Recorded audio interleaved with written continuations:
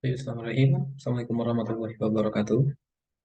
Mudah-mudahan suaraku terdengar dengan jelas ya. Ini di tempat baru, jadi makanya ada hijau-hijau dikit.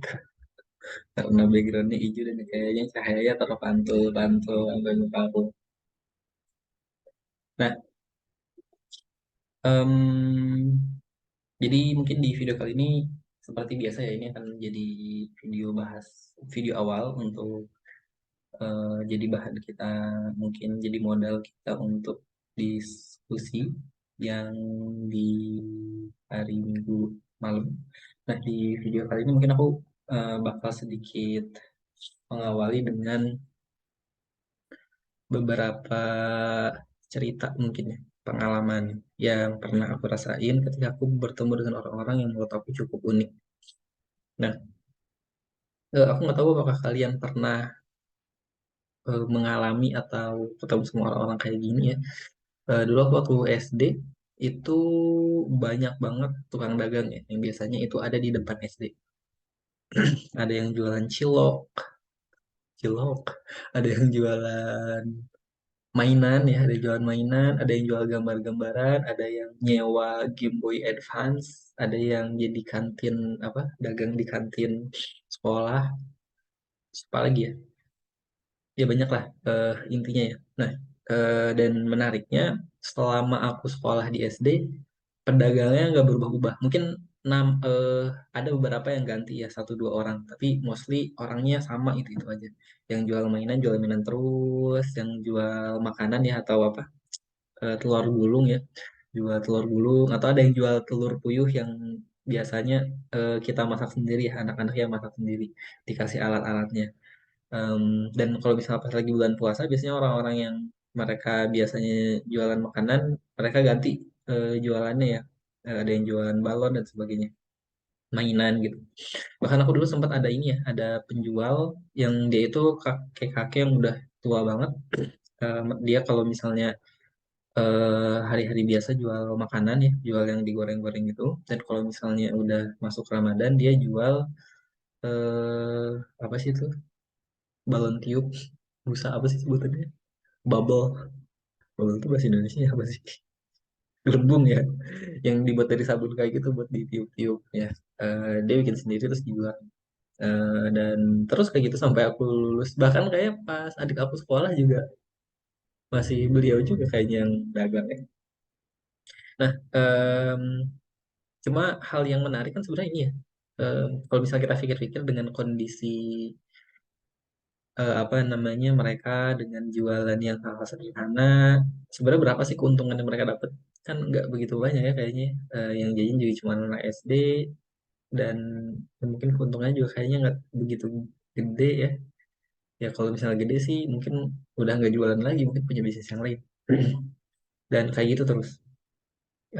Mereka mereka nggak apa namanya, nggak ngeluh gitu, dengan ngeluh dengan kondisi kayak gitu.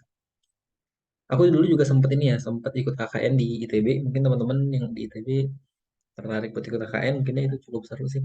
Aku dulu KKN di Garut. Garutnya agak pelosok banget ya, bahkan di desa itu pasar itu cuma ada seminggu sekali.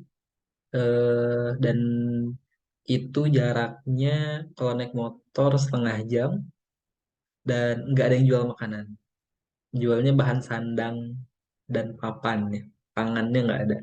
Karena bahan pangan mereka hasilkan sendiri. Jadi mereka itu memang desa petani, ada yang punya sawah ya, padi, ada yang sayur, ada yang dan sebagainya lah, ada yang apa namanya, punya peternakan juga mungkin. Nah, dan menariknya mereka ketika panen ya, eh, sebagian mereka simpen, misal yang punya sawah tuh sebagian berasnya mereka simpen, sebagian lagi mereka bagi-bagiin ke tetangga. Dan termasuk orang-orang yang dia punya apa namanya, lahan yang lain gitu, produk-produk yang lain, dari mulai sayur-sayuran ya. Dulu aku kan tinggal di ini ya, di rumah salah satu warga. Mereka keluarga yang masih cukup muda, kayaknya anaknya juga baru satu, tapi anaknya udah SMA sih, tapi lagi kerja di Bandung katanya.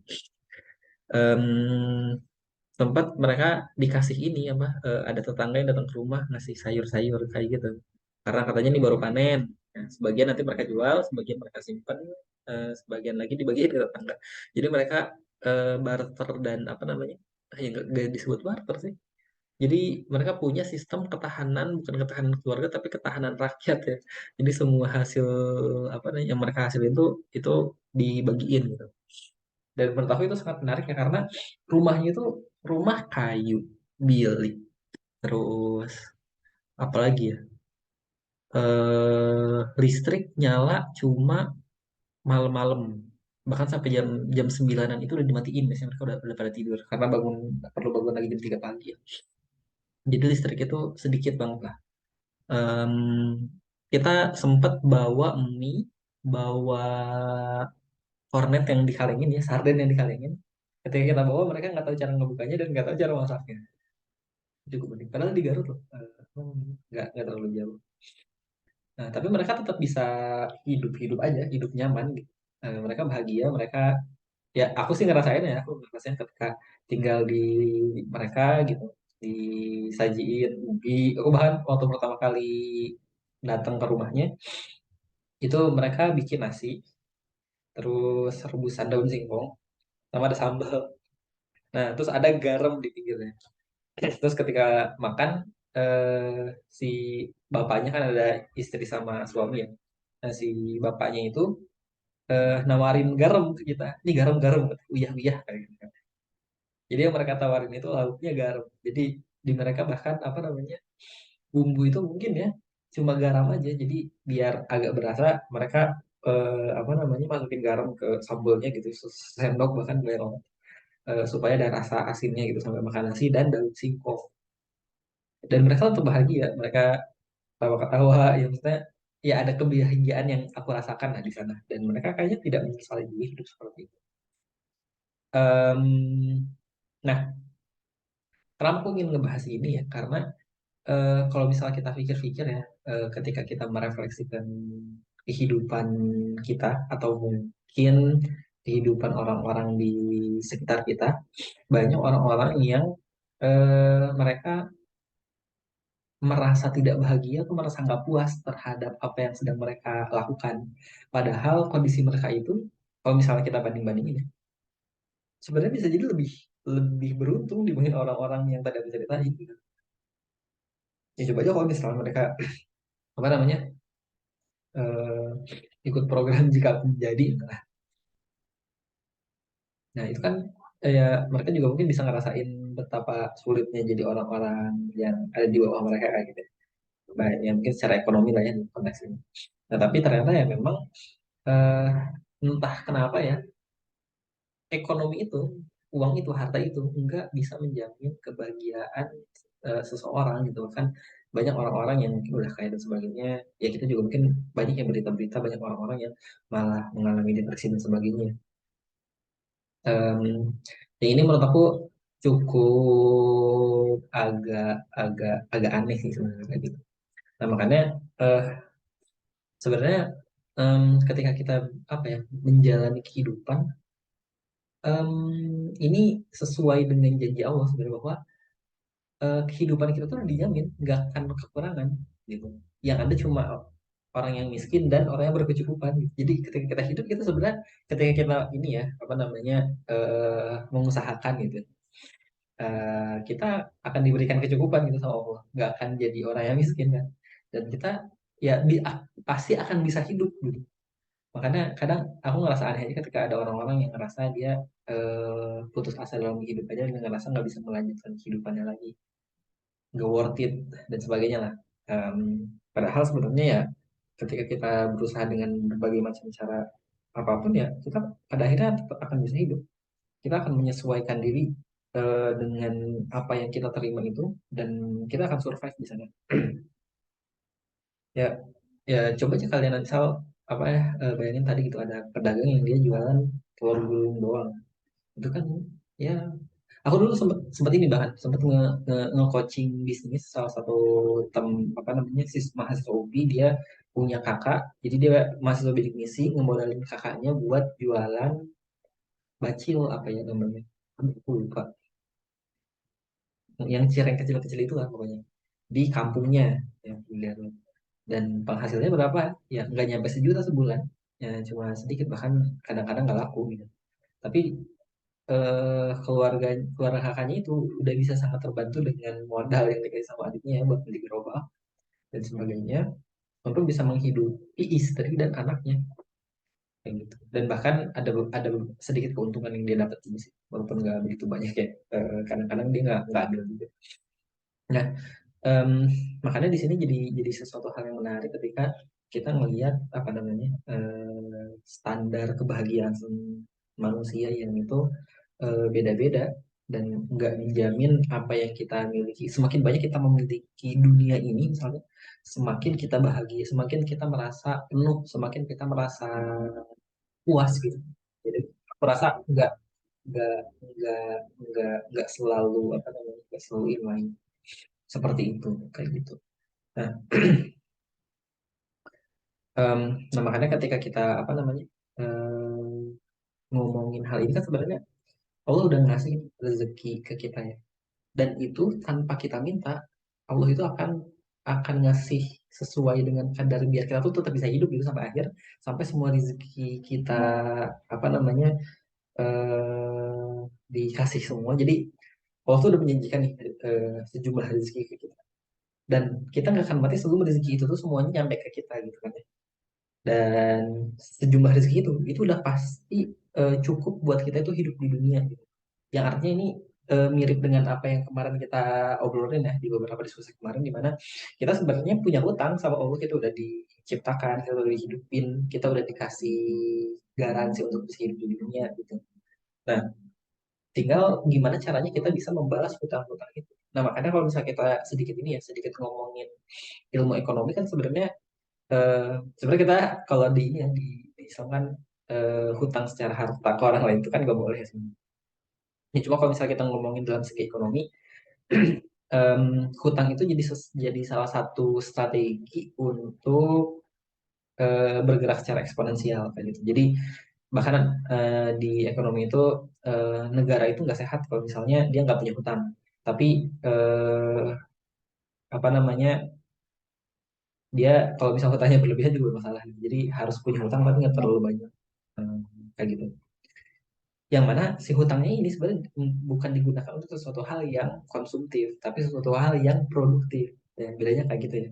Makanya ketika kita punya hutang dan digunakan untuk sesuatu hal yang produktif, itu akan menjadi benefit buat kita. Kita mendapatkan keuntungan yang berlebih dan bisa membayar hutang itu. Meskipun kita nggak boleh karena ya masih banyak riba ya terutama. Nah, sekarang kita coba alihkan nih perhutangan ini antara hutang kita dengan Allah. Ketika Allah udah ngasih banyak modal ke kita ya, dengan kita diberikan tubuh yang sempurna gitu, dengan diberikan berbagai macam skill, kondisi keluarga yang baik, komunitas yang baik, mendapatkan apa namanya, kesempatan untuk mengenyam pendidikan, itu kan sebenarnya sesuatu hutang yang perlu kita bayar ya. Nah, tapi jangan sampai hutang ini kita sia-siakan menjadi hutang yang konsumtif. Hanya kita terima aja tapi nggak kita apa-apain. Makanya kita perlu menggunakan hutang-hutang ini menjadi hutang-hutang yang produktif untuk kita lakukan, agar apa? Agar kita bisa memberikan lebih banyak lagi ke orang lain gitu. Ya kan? Kan kita ingin ingin bayar hutang tuh. Kita harus bisa dapat lebih banyak agar kita bisa membayar hutang itu kan. Nah, tapi standar kita itu bisa bayar hutang itu adalah dengan kita membantu orang lain, kita dengan beramal, kita dengan membangun peradaban.